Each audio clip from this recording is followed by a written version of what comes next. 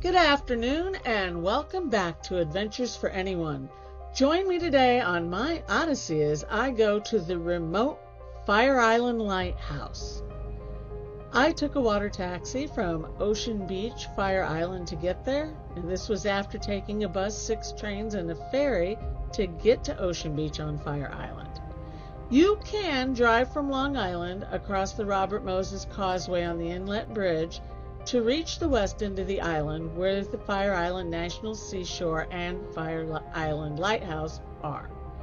But I like the adventurous route, so I took the water ferry. It cost $13 from Ocean Beach to get to this beautiful, beautiful, iconic lighthouse. Now, this is the second lighthouse that stood here. The first one was built in 1826. It was wooden. It burned to the ground. This one has been there since 1858.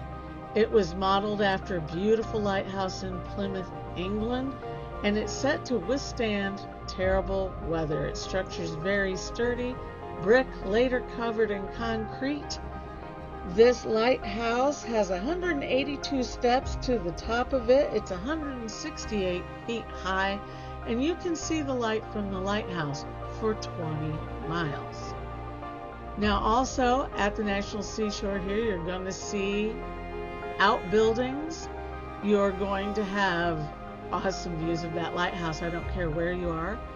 You have the places here where the employees only are. You have multiple of these walkways that you can go on. And you also have a visitor center. You have a museum.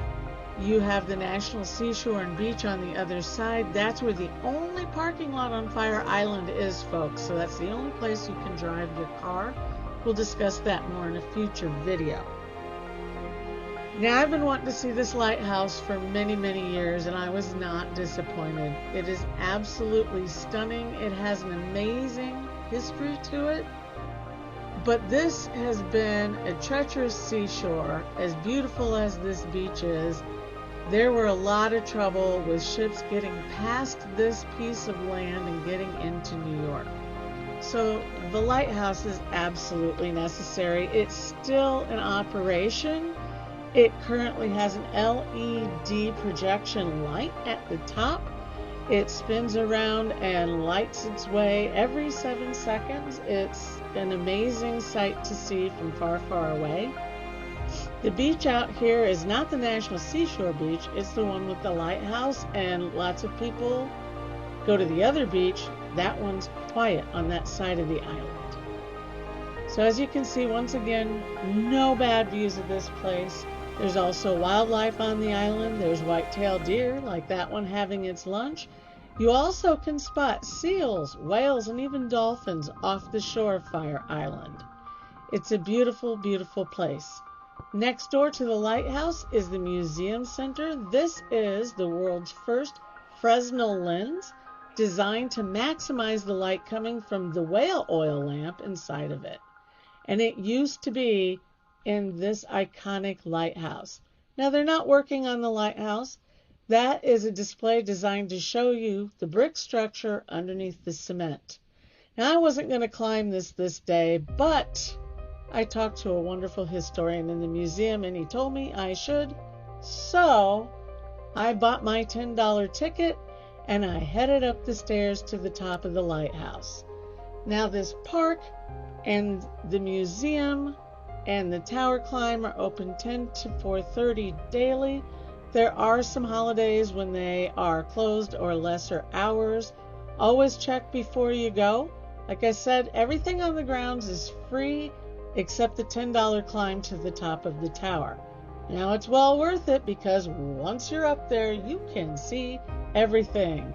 The beaches along the shore, the buildings that are on the outskirts there, the length, almost 32 whole miles down to the other end of Fire Island. You can see that little hump out there.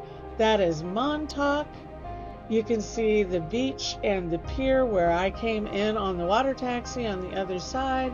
There's some privately owned islands out here in the bay between Fire Island and Long Island. Everybody out here has a boat. Can't stress that enough. It's a wonderful view. You can see 20 miles. If you look really close as we spin around here, you can technically see the skyline of Manhattan. You can see the inlet bridge. You can see the parking lot for the National Seashore. It's a wonderful trip. There's also a little snack shop and souvenir shop there. You can pick up your stuff. And once you're done, here you go. It's time to head back to reality.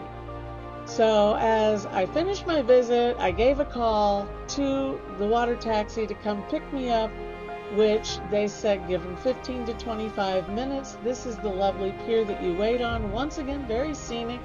You can see a lot of boats, private islands, and parts of the seashore out there. And eventually the water taxi will come pick you up and take you back where you came from for another $13. It's a great visit. It's so beautiful on Fire Island. And we will discuss that more in future videos. But thank you for joining me today for my visit to Fire Island Lighthouse on Adventures for Anyone.